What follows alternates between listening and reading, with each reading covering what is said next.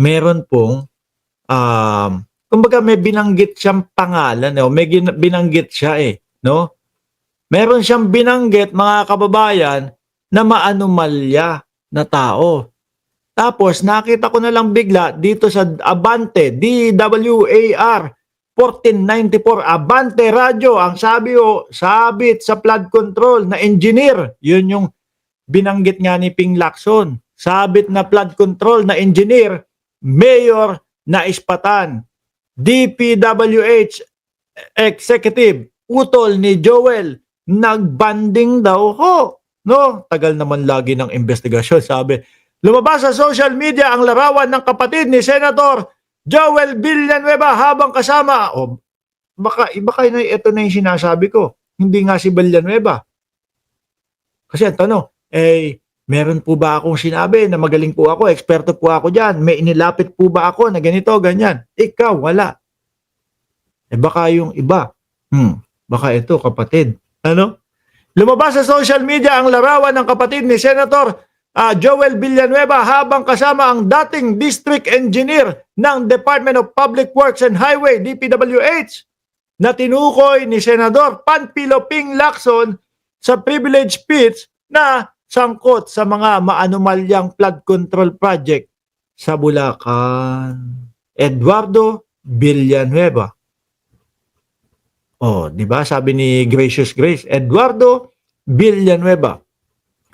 Base sa Facebook page ni Cristina Restaurant noong May 9, 2024, makikitang magkasama sina Bukawi Mayor John Villanueva, mga konsehal at District Engineer Henry Alcantara. Thank you so much po, Mayor John Villanueva, Konsehal Jerome Reyes, Konsehala Joy Reyes, ABC Cap, Robin Del Rosario, Kagawad, ang daming pangalan nito. District Engineer Henry C. Alcantara for visiting Cristina Restaurant. Si Bukawi Mayor Villanueva ay kapatid ni Senator Joel Villanueva. Sila ay mga anak ni Jesus is Lord leader Brother Eddie Villanueva. Mr. President, sa engineering office na ito, sa ilalim ng pamumuno ng dalawang nabanggit na opisyal para sa taong 2024, mayroong 28 proyekto na pare-parehong 72 million distinct.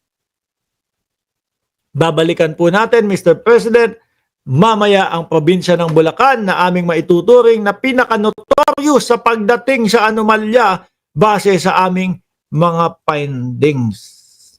Nakapanlulumo, nakakagalit, nakakakulo ng dugo, no? Na marinig, makita right before our very eyes, yung pong mga hindi ko kayang sabihing malademonyong proyekto dahil sabi nga ni Senator Lacson, guni-guni, hindi na makita. Bulacan. Mga kababayan. Hindi, sabi naman ni Joel Villanueva, sa senador daw po o sa Senado, wala naman daw po siyang mga kilalang ganon. Naalala ko yun, di ba? Tapos, lumabas yung balita, may isang contractor, 20 million ang donate sa kampanya ni Joel Villanueva. Kayo na lang po, mga kababayan, ang umusga. No? Di hindi direktang nakiusap si Joel sa DPWH, yung kapatid niya. Sabi niya ni J-Cas, ngayon mga bossing, nako, dito na tayo. Iinit ho ang ulo ng mga DDS, iinit po ang ulo ng mga kampon ni Kibuloy, iinit po lahat ang ulo dito, mga kababayan, dahil pag-uusapan na po natin, wala pong iba kung hindi po si Buloyski, no? Para po mas maliwanag at mas maintindihan ho natin, mga kababayan, no, kasi yung iba ngayon lang po nakapunta, ngayon lang po nila narinig yung tungkol ko ho kay Buloyski. No? Bumalik tanaw tayo sa lahat. Bumalik tanaw tayo sa lahat, mga kababayan.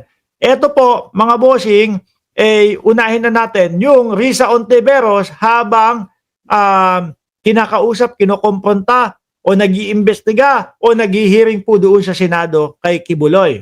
Dito po lahat nag-ugat, mga kababayan. Pero bago po lahat ito, wanted na si Kibuloy sa Estados Unidos. Ano po?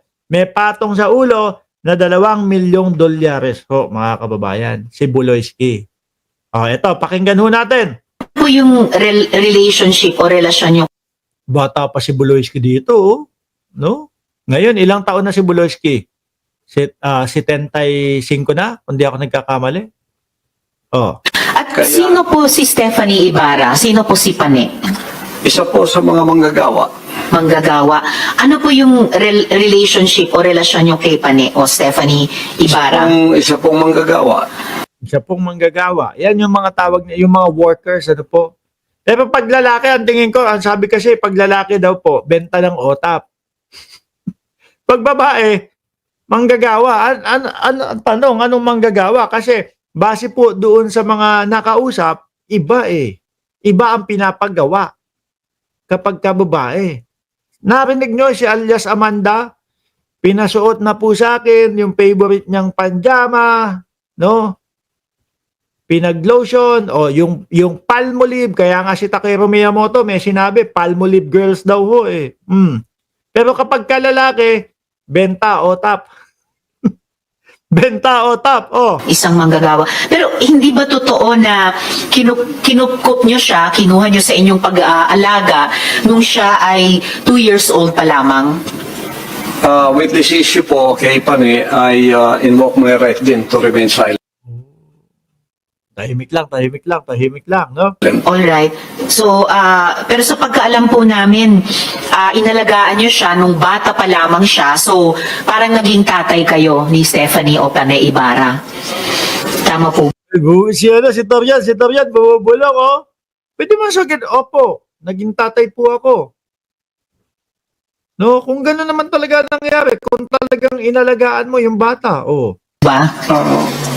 I invoke my right to remain silent po sa Bakit kailangan pa ko bagay, karapatan niya ho yan, mga kababayan. Pero para sa akin, kung walang ginagawa o kung wala namang mali, ano ba naman niya? Opo, inalagaan ko po bilang anak. issue na yan. Okay.